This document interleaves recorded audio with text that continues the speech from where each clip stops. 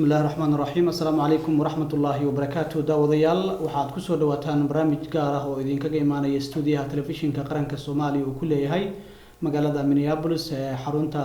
gobolka Minnesota ee dalka Mareykanka.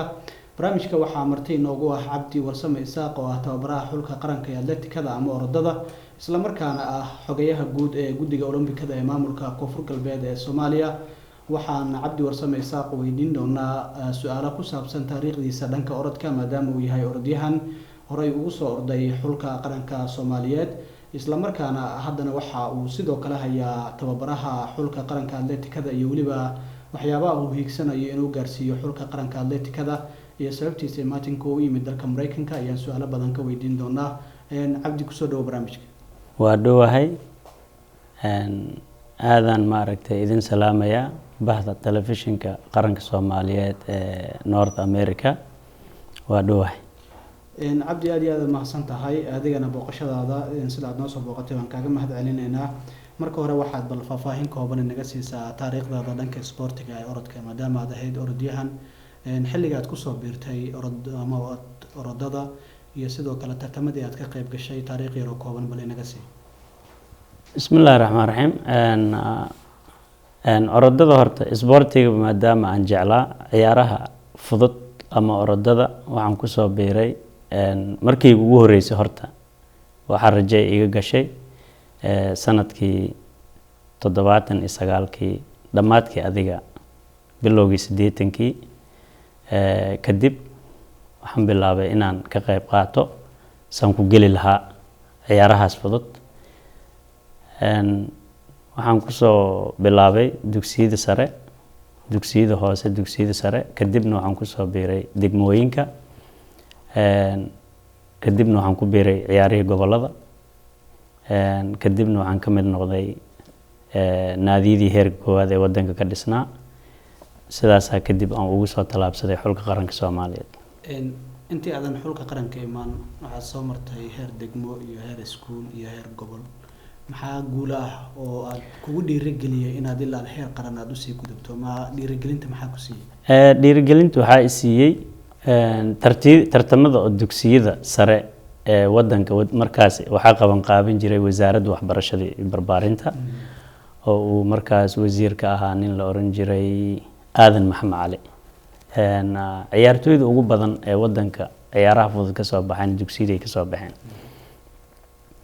kadib markaan dugsiyadii aan ku soo baxay dugsiyadii waxaan noqday orodada 3000 iyo 1500 aan soo qaaday kadibna degmooyinkii aan imid degmooyinkiina waxaan qaaday orodka 800 orodka 3000 iyo orodka 1500 kadibna ciyaarihii gobolada saas la ugu qaatay. goboladiina ciyaaraha gobolana ciyaaraha ugu xamaasad badan wadanka ay ahaayeen xilligaas iyadoo markii gobolada aan ka qayb galay Israareeba jiray la aadayo gobolada kadibna lagu soo noqonayo finalska la imaanayo xamar. marka ciyaarihii gobolada markaan ka qayb galay nasiibku wuxuu ii siiyay in la ii magacaabo xulka qaranka markaan ka soo baxay ciyaaraha gobolada iyadoo markii ugu horeysay oo naadiga ay qaatay ciyaartooy badan oo hadda aan maaragtay waagaas ciyaaraha fudud caam ku ahaan garoonka isku soo gaarnay sida Cabdiwahaab Ibraahim Xuseen Xasan Fariid Buraale dadkii aan isku soo gaarnay garoomada ay ka mid yihiin naadiga ku qaatay ku ahaa naadiga wakaalada ganacsiga ummadan ku biiray inji oo markaas ahaa laf dhabarka ciyaaraha fudud ee wadanka maxaa yeelay waxa ka soo baxay ciyaartooyda ugu badan ee ciyaaraha fudud ee Soomaaliya sida basketball oo kale iyaga buuxa mostly ay haysteen waa basketball iyo ciyaaro fudud. naadiga ciyaaraha fududna dad ka soo baxay sida Cabdi Bilo kale Jaamac Karaacin oo kale Abuukar Xasacdaani oo kale anigoo kale maxaa la yiraahdaa rag badan oo maaragtay wadanka Axmed Inji oo kale intaas ciyaartooy oo adduunka maanta yani muctarifka ah sida hadda Jaamac Karaacin oo kale tababar caalami oo la yaqaan waay oo xitaa maaragtay noqday tababaraha ku guuleystay qaaradda Afrika tababaraha ugu fiican qaaradii Carabta ugu fiican maxaa la yiraahdaa tababaraha ugu fiican Cabdi Bilo kale adsana naadiga NGO ka soo baxay the world champion yani ninka ugu horeeyay ama ugu dam ilaa hadda nin hortiisa hadda oo gadaashiisa wax qaadi ma hayno laakiin future insha Allah waxaan rajaynaynaa inaan helno dhowr dadkii saaxada ka baxay ama wali ku jiro laakiin ka gaboobay dad bedel inaan helno marka Cabdi Bilo kala ka soo baxay oo world champion ahaa kadib markii tartamadii gobolada ku soo baxday oo naadiga uu qaatay kadib qaranka uu soo gudubtay 86 meelaha markii qaranka ku soo biirtay waxaad ii sheegtay ilaa iyo 2007 inaad ku jirtay oo tartamo dhowr aad ka qayb gashay maxay kala ahayn tartamadaasi maxaa si guulaha oo la isdhihi karaa oo ka soo hooyay maxaa la yiraahdaa tartan horta tartankii ugu horeeyay wuxuu ahaa Pan African cross country cross country individual ma aha team way marka team qaranka Soomaaliya matalay way teamku wuxuu ka kooban yahay 12 ilaa 7 marka 7 nin aan ugu qayb galnay tartanka Pan African cross country Nairobi ka dhacay waana wadamadan East Africa la isku yiraahdana meesha long distance ugu adag way sida Kenya Tanzania waliba markaas Ethiopia marka Soomaaliya waa ka qayb galnay Pan African cross country waxaanu ku dhameynay kaalinta 5aad as a team because teamku waxa la xisaabaa ninka kaalinta kood markuu soo galo dhibca la xisaabaa kaalinta labaad ninka galo hadii ay ku dhameeyaan 4aad 6aad 8aad waxay ku soo galaan dhibciya la xisaabaa saasay kaalinta ay ku soo galayaan marka Soomaaliya kaalinta 5aad waxaan ku noqonay waxa waaye kaalinta 3aad nima noogu dhameeyay nin wuxuu ku dhameeyay kaalinta 4aad nin wuxuu ku dhameeyay kaalinta 6aad marka labada nin ugu dambeeyay oo 6 iyo 7 noo ahayn waxay ku dhameeyeen 24aad iyo 25aad daasoo marka waxaan ku seegnay 3aad iyo 4aad soo 5aadkii aan u galnay marka 1985 1986 adiga long distance aan u wareegay 1500 iyo waa ka tagay long distance 10000 iyo 5000 iyo marathon iyo half marathon iyo waa orada dheer way marathonka kale waxa laga soo ordaa lamadoonka afgooya 12 kilometer xaq u dhaafaysa warmahan intaadan gaarin way meesha laga soo ordaa ilaa iyo stadium Muqdisho lagu imaana ama Conis Stadium Banaadir lagu tagaa oo average waxa laga rabaa lagu soo qaadi karo yani 2 hours 20 minutes ina ku oridid ama 2 hours 15 between inta ina u dhaxaysi si macnaha dadka tartamada adduunka ugu mid noqotay marka 1986 kii aan noogu xigay sidoo kale marathon aan kaga qayb galay guul kama gaarin haddana waxa iigu xigay 1988 kii oo World University Games kii aan ka qayb galnay asna tartankii ugu talentiga fiicnaa aan ahaan maadaama arday jaamacadda ummadda Soomaaliyeed matalaysan ahaan guulna waa ka gaarnay oo kaalinta 4aad aan ku dhameynay yani World University Games intaas oo dala imaanay xaq uu ka dhacay Bologna Talyaaniga waa uu ka dhacay marka waxa iigu xigay haddana 1988 the city of Los Angeles marathon haddana imid aan ku orday orodka marathonka markaas ma kaliya 3 nin aan ku ahaan nin la yiraahdo Ceelshabe hadaba I think inuu Minnesota degan u maleena iyo nin la yiraahdo hadda Allah yarxamakum dhintiyo la yiraahdo Muxudiin Maxamed Kulmi Weero hal dhigi jiray 3 aan imid nima naga dhacay oo aan dhameysanin orodka laakiin aniga ninka kale waa soo dhameysanay the city of Los Angeles waxa ka qayb gashay 69000 oo orodyahan qaaradaha adduunka ninka noogu fiicnaay Ceelshabe ahaa markaas wuxuu ku dhameeyay kaalinta 12aad anaa ku soo xigay 19aad aan ku dhameeyay marka 67000 meel ay ku orday 19aad aad ka soo gashay it's not easy maxaa la yiraahdaa Olympic Games ko kale adduunka oo dhan ay imaanay represented wadan kasta 3 qof ka socoto 202 dal aamin 3 qof u soo dirsanay tartankaas inay ugu qayb gasho marka inta ciyaartooy la ekaanayaan marka Olympic Gameski Soomaaliya keligay u metelay oo marathon orday markaas Cabdibilna 1500 orday yar la yiraahdo hadda Abuukar Xasan Cadaani asna ciyaartoydii hore ahaayo hadda I think inuu Denver degan yahay asna wuxuu orday orodka 5000 marka Cabdi waati orodkii 1500 waa la isku dhacay laakiin still ma arkino kaalinta lixaad uu ku dhameeyay anigana ma aragto waxaan ku soo dhameeyay tin kaalinta 24aad 25aad mid ay ahayd midaan ku soo dhameeyay marka 202 dal meel isugu timid kaalintaas hadaa ku soo dhameysay yani bilad ilaahay xaqiisa loo qabaa walow meesha aan ka imaan laftigeeda aan tababar lahayn xabad ka cabsanaysid oo ma aragtay gaaji iska jirto 1995kii ninkii Soomaali joogiya joogo meel aad tababar ku qaadatid xitaa ma lahayn marka kaas saasaan ku dhameeyay 97kii Peachtree Road Race aan hadana orday adiga kaalinta 14aad aan ku dhameeyay asagana Peachtree Road Race tartanka ugu caansan ama 10 kilomitir ee ugu caansan ee Mareykan laga ordo waay ciidamada ordo meel kasta ay joogaan way ordaan marka tartan aad u adag waay waliba nin Soomaaliyeed qaaday yani oo Mareykanka metelay 4 Olympic ugu qayb galay oo Mareykanka represented u ahaa hadda Soomaali waay laakiin Mareykan uu orday 4 Olympic uu orday 2000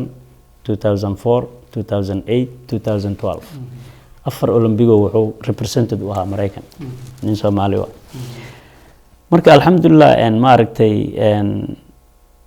markii ciyaarahan aan ka fariistayna waxa ku dhalatay waxa ay sheegtay 2007 inaad ciyaaraha ka fariisatay 2007 ciyaaraha aan ka fariistay marka maxaa kugu dhaliyay in muddo ah qarankana waa matalaysay oo ordo badan ka soo qayb gashay inaad dhanka tababarnimada u waacato maxaa kugu dhiirigeliyay yani dhanka qof horta wuxuu barto si uu ugu har waa adag tahay maadaama ciyaartooy aan ahaa intaas oo qaybood 800 ka soo bilaabay 1500 5000 10000 half marathon cross country intaas baan soo orday haddana meel oo natiijo leh aan ma arkin oo kaga harin aan u wacdo dhinaca tababarnimada Mareykankan tababaro dugsiyada sare ka noqday waxa igu dhiirigeliyay marka tababarnimada dugsigii ugu horeeyay aan tababaray guul uu gaar 1975kii ugu dambeysay marka 2009kii ayaan qabtay dugsigaas dugsiyada sare Georgia ka mid ahaa Atlanta Lakeside High School la dhahay tartankii ugu horeeyay aan ka qayb galnay cross country oo ahay marka cross country-gii Georgia oo dhan aan ka qayb galnay kaalin saddexaad aan ku dhameynay marka waxaan yiri kaalin saddexaad tartan hadda kugu horeeyo oo dhalinyaro oo ma aragtay oo dugsi sare dhigto yani encourage fiican ay galiyeen oo aan laftigeega niyadeeda kor u kacday marka dhalinyaradu Soomaali ahayn mas'uuliyad kulli ajnabi waay hal nin oo Soomaali ma ku jirin school private oo ahaa waxayna wada qaadeen waxa la yiraahdaa number 1 horta waxa la tagaa city game aan tagnaa city game-kii aan soo qaadnay regions la dhahaa haddana la tagaa regions-kii haddana soo qaadnay state championship markaas kadib la aadaa marka state championship-kan kaalin saddexaad aan ka noqonay city-gii iyo region-kiina waa soo qaaday marka intaas aan soo qaaday kadib ayay ma aragtay podium-kii tageen waxay yiraahdeen waa nala koraysa ama kaligeena ma koreen waa inaan nala kortaa podium-ka sidii aan ma aragtay aan ku koray insha Allah maxaa la yiraahdaa evidence-giisana waa idin soo diri doonaa hadii Ilaahay idmo dhalinyaradii hadda qaarkoodina waa waxay ka gareeyeen ma aragtay dugsiyada jaamacadaha anigoo qaarkoodii markay jaamacadaha ay yimaadeen aan iraahdo ardaygaana rabnaa inaan qaadano inuu jaamacadda matalo waxaan iraahdaa okay maxamo laakiin I need 6 years education 6 sanadood oo waxbarasho reasonka aan jaamacadaha aan ugu codsadin waxay ahayd 4 sano markuu iskuulka dhigto haddii uu drop gareeyo oo ku dhaco imtixaankii at least 2 sano kala u sii harsanaanayso labadaas kan inuusan haddana waalidkii qarash ka bixin oo iskuulka sidii uu ku dhigto maxaa yeelay 4 years education iyo 2 years extension aan u sameeyay marka extension hadduu kaga baxo oo intaan la gaarin oo iskuulka ka baxo oo graduation kiisa helo would be good haddii uusan helin still lacag ma bixinayo free uu ku dhiganayo iskuulka free tuition uu ku jooga marka ardayda aaday maaragtay qaarkoodii Harvard University ay heleen qaar George Mason ay aadeen qaar Georgetown ay aadeen qaar waxay aadeen Vanderbilt University qaar Emory University ay aadeen waa iskuulada high school iskuulada ugu topsan waay marka magaaladan aan ka soo guuray magaalada kale aan soo degina middle school aan tababaray oo asna maaragtay citygan qaadnay countygan qaadnay kadibna countyga markaan qaadnay maxaa la yiraahdaa statekan u gudubnay guulka ma gaarin laakiin ciyaartooy fiican oo dugsiyada sare u gurubtay ayaan helnay marka dhiirigelintaas oo ah tiimamkii ama iskuulada aad tababartay inay meel fiican gaareen ku dhiirigelin igu dhiirigelisay dalkii ku laabatay marka oo aad go'aansatay xulka qaranka ee dalka waxaan ku laabtay waxaa la igu cazumay Olympic Gameski 2012 oo ka dhacay magaalada London ayaa la igu cazumay guddiga Olympicada igu cazumay meeshii aan tagay ilaan ciyaartooydii ka soo qayb gashay tartankaas talentigooda soo yahay inaan aragno kadibna Olympicadii markii aan tagnay markaan ka soo noqonay la ii magacaabay tababaraha xulka qaranka inaan noqdo marka January 2013kii October waxaa la ii magacaabay tababaraha xulka qaranka January 2013kii waxaan tagay xamar waxaan geynay program la yiraahdo Muqdisho Peace Run ayaan xamar geynay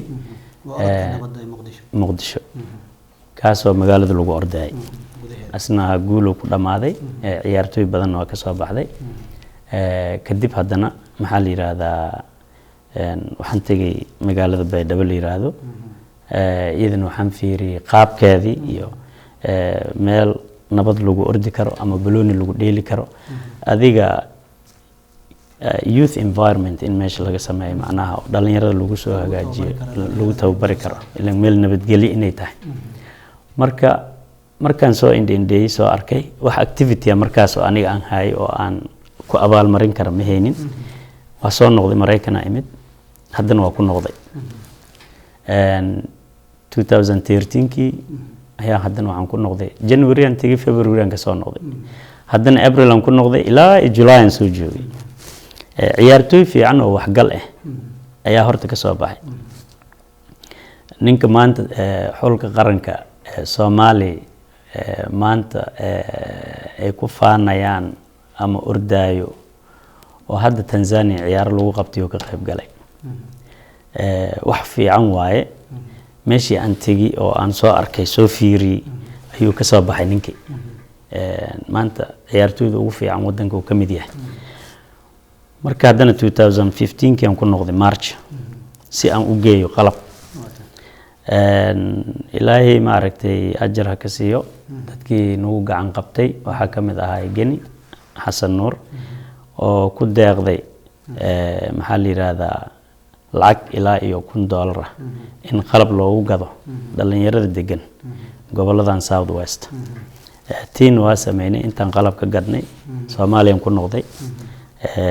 على طول بيدبان تيجي بيدبان كديجي بقول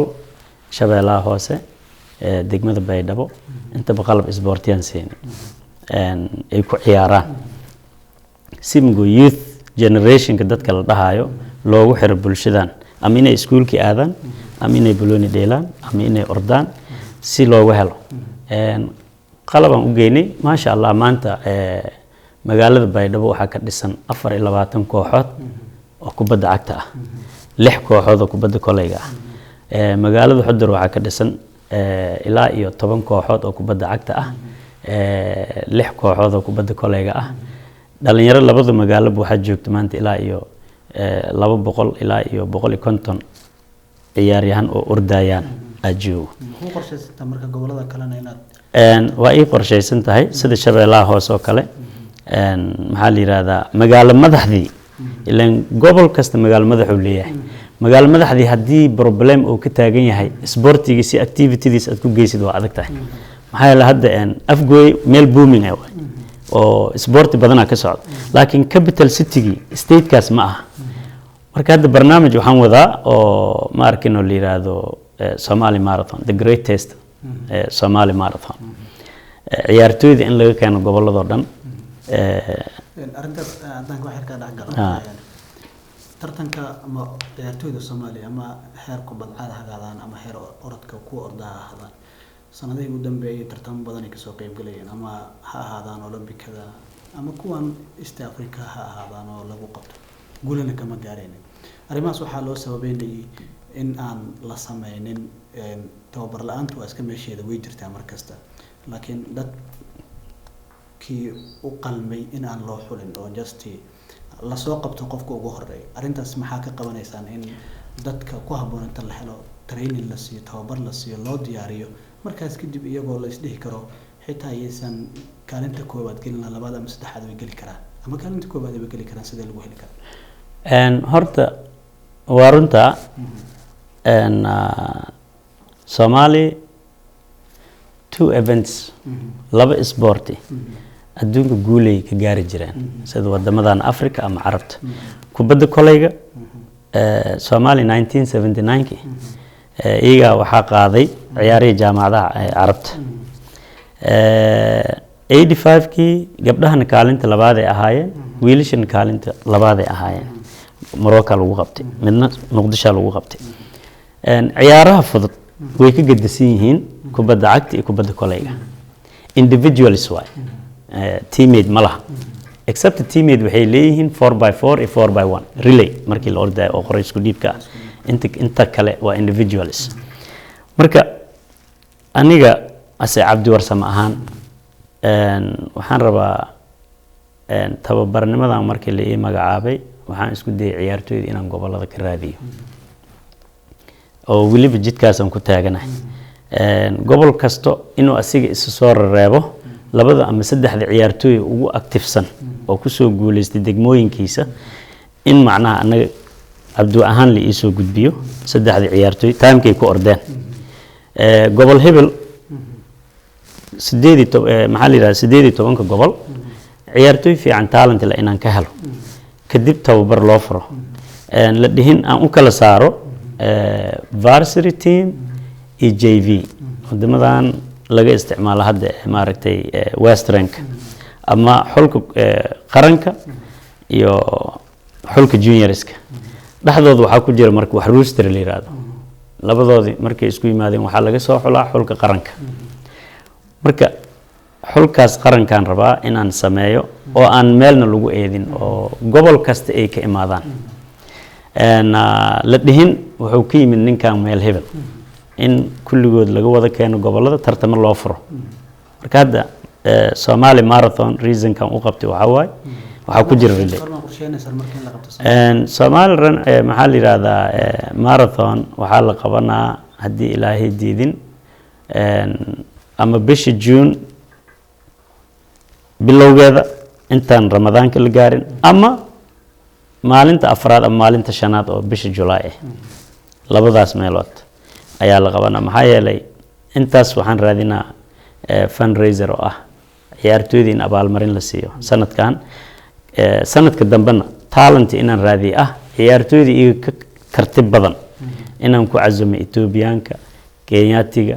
Ugandeska Tanzaniaanka inaan ku casumo ay ka soo qayb galaan tartanka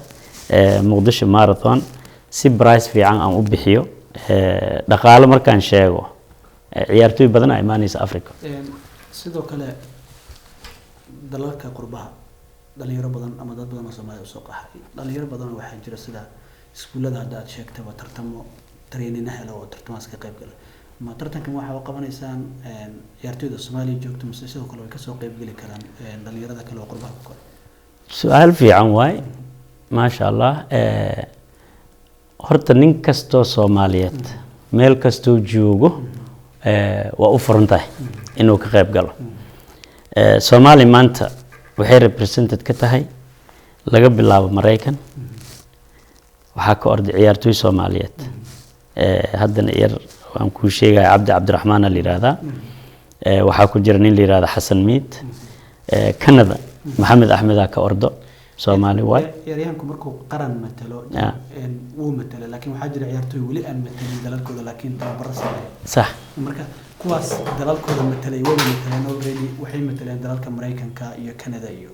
just waxay hadda mataleen la dalalkaas marka waxaan ka hadlayaa waxay tahay ciyaartooyda wali aan mataleen dal u ordin laakiin tababarkii haysto maya ciyaartooyda aanan wali wadanka represented u naqanin oo aan mataleen annaga welcome aan leenahay laakiin annaga waxaan wax ku qaadanaa standard oo ah ciyaartooyda jooga Mareykan ama North America Mexico Canada USA meesha doon joogo hadduu ka bixi karabo oo talentigaas ka bixi kara sida hadda baan u qaadanay ciyaarihii world championki oo Ruushka ka dhacay ciyaaryahanka noogu qayb galay oo represented Soomaali matalay waxaan ka qaadanay Boston UMass aan ka qaadanay University Massachusetts aan ka qaadanay world championship oo Ruushka ka dhacay Moscow asaa matalay Soomaali ciyaaryahanka hadduu talent leeyahay dadka qurbaha joogo ama ciyaartooyga qurbaha ku nool waxaan ku qaadanaynaa standard inuu time liimaado maxaa yeelay wuxuu u ordaa NCAA timekiisaan ku qaadanaynaa marka kan gudaha joogay asiga waxaan isugu fiirinaynaa balancega haddii ninkan uu ku ordo 1500 3 daqiiqo 46 daqiiqo kan Soomaali joogana uu ku ordaay 3 daqiiqo 50 second annaga waxaan qaadanaynaa kan Soomaali joogo maxaa yeelay differentiga u dhaxeeyo waxa way asiga wuxuu ku ordaa bacaad garoonka uu ku ordaay dhagax way bacaad way raabad ma ah laakiin kan inta joogo wuxuu ku ordaa garoon official ah marka timeka asiga oo haysta hadii uu dhawaan waayo standard biga waxaan qaadanaynaa kan Soomaali joogo hal su'aal oo muhiim ah ayaa jirto inta badan dadka Soomaaliyeed waa dad reer miyiga sax dadka reer miyiga sida aan ognahay dhalinyaradu markay soo kacaan way orotamaan ama bootin sax wayna uga fiican yihiin marka la eego dhalinyarada magaalada joogta arintaasi wali ma isku daydeen inaad xitaa haday suuragal tahay dhalinyarada miyiga joogto aad aragtaan ama meelaha qaar tagtaan si aad u aragtaan bal sida ay u ordayaan iyo sida ay ciyaaraha bootinta sidoo kale ciyaaraha fudud ay ka mid tahay sax marka bal arrimahaas ma ku gashin wali wallahi aniga hadda 2015 March ayaan waxaan tagay Baydhabo iyo Xudur meel Baydhabo u jirto 30 kilomitir ayaa degmo waxa ku taal yiraahdo Goof Gaduud Shaweelo 10 kilomitir marka ka durugtidna waxa ku taal xero military oo commandoska Soomaali lagu tababari jiray meeshan markii beeraha ay go'aan waa dhul iska banaan oo salaax ah ilaa qofka uu ka daalo 20 miles 30 miles 40 miles oo ordi kara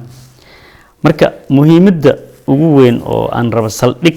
ciyaaraha fudud inay u noqoto development center of track and field aan ka rabaa inay meesha inay noqoto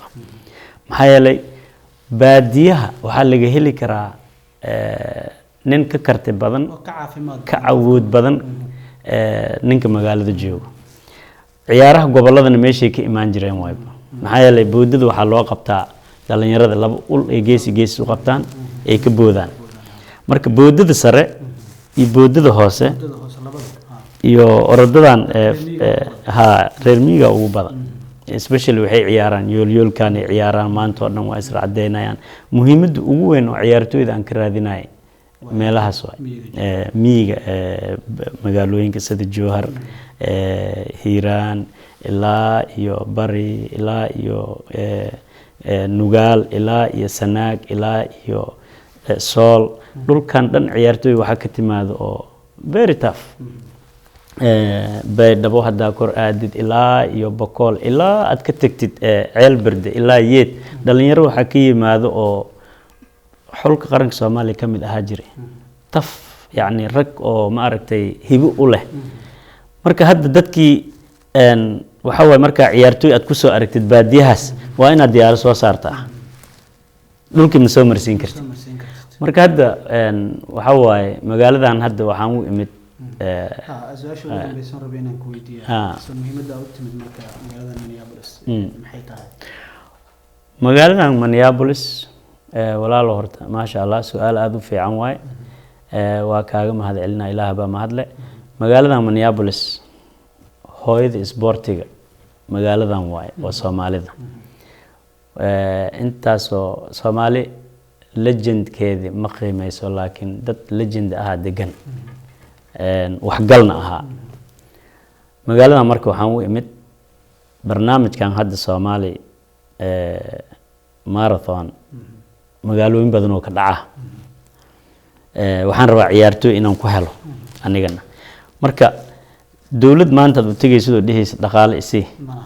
waxaan qabanaa malaha hadda waxaan u socdaa magaalada Muqdisho Baydhabo Bakool ilaa Shabeellaha Hoose Jowhar Beled Hiiraan Garowe Gaalkacyo dhulkan dhan inaan maro ani tababaraha xulka qarankan ahay ma rabo aad inay iiga timaado bulshada gobolada ku nool marka inay ahaadaan qof kasto selection inaan ka helo ciyaartooy ah marka 18 ciyaartooy xitaa hadaan ka helo iyaga ina ma aragtay nin kasta aan ku kala sooco marka magaaladan waxaan u imid waxa waaye fundraiser magaalooyinka kale xitaa oo kaga codsanayo macnaha codsigayga aan noo jeesan maadaama aan maanta fursad fiican aan haysto idinkana TV-ga qaranka aad tihiin waxaan u ordeynin ay qarankii ay yihiin qof kastoo Soomaaliyeed oo barnaamijkan raba inuu ka qayb qaato waa idin furan yahay inuu nagu caawiyo wax si aan u helno ciyaartooy magaaladan reasonkan u imidno waxa waaye inaan kaga faa'iideysto barnaamijkan inta aan xilkan haayo inaan ka helo ciyaartooy talent leh oo wadanka matali karo ugu dambeyntii marka sida aad sheegtay Minnesota Minneapolis iyo guud ahaanba wadamadan kale reer galbeedka waxa inta badan jooga ciyaartooydii hore ama kubadda cagta ha aadaan ama ciyaaraha fudud ha aadaan waxa ugu baaqaysaa iyagana nafsadahantooda waayo dalkii hadda uu soo kabanaya inay hore gacan ka geystaan sportiga maxaa ku dhiirigelin lahayd horta number 1 ciyaartooyda Soomaaliyeed ee hore meel kasta ay joogaan horta waa salaamaya maadada labaad waxaan ka codsanaa horta wax la yiraahdo criticized wax la yiraahdo criticized ama in lees cambaareeyo qofka markaas xilka haayo wixii lagu taageeri karo in lagu taageero wixii ka qaldan la yiraahdo waxaana qaldane toosi la yiraahdo ninka xukunka haayana xukunkan horta wax tijaabo ah oo Ilaahay kugu imtixaamayo wax imtixaan ah xilaa lagu dhiibay hadii lagu yiraahdo waxa ogaataa inaadan wax fiican lagu dhiibin maxaa yeelay Ilaahay dhinaciisa inaad ka cabsatid bulshadiina ka cabsatid maxaa yeelay xukunkan bulshada ku dhiibatay wixii lagu dhiibina inaad wax ka soo saartid wax lagu faani karo banaanka inay ka yimaadeen marka ciyaartooydii hore meel kasta ay joogaan ama kubad cag ha dheelaan ama kubad kale ha dheelaan ama ha ordaan ama tennis ka dheer ha dheelaan ama maxaa la yiraahdaa table tennis ha dheelaan ama swimming ha ahaadaan ama cyclist ha ahaadaan inta waxaan ka codsanaa in lala shaqeeyo dadka maamulaya sportiga la dhihin wixii waxay noqdeen ma arkino ninkan ma aragtay hoggaan fiican ma aha ninkan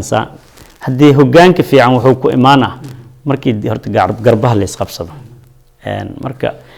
aadan ma arkino taas aan ugu adkeyn lahaa ciyaartooydii hore meel kasta ay joogaan inay gacmaha isqabsadaan maxaa yeelay hadii iyaga gacmaha isqabsadaan waxaan hubaa in la heli karo Soomaali ciyaar kasta ay ka qayb gashay inay natiijo ka keeni karto watahay aad iyo aad ayuu mahadsan yahay Cabdi Warsame Isaaq oo tababaraha xulka qaranka atletikada ama orodada iyo xogayaha guud ee guddiga Olombikada ee maamulka Koonfur Galbeed oo inoogu warramay studio telefishinka qaranka Soomaaliya oo ku leeyahay magaalada Minneapolis ee xarunta gobolka Minnesota ee dalka Mareykanka waan kaaga mahadcelinayaa booqashada soo booqatay aad ugu mahadsantihiin aad ugu mahadsantihiin aad idinku mahadinahay hadda tihiin bahda telefishinka qaranka Soomaaliyeed idinkana howl weyn u haysin qaranka Soomaaliyeed Ilaahay idinkana ajir ha idinka siiyo annagana ma aragtay bal idinkana noo duceeyo in Ilaahay noo fududeeyo xilkana loo dhiibay inta barnaamijkan la mid ah dib u kulmi doona daawadayaal waxaan idin leenahay sida ay nabadgelyo wassalaamu calaykum waraxmatullaahi wabarakaatuh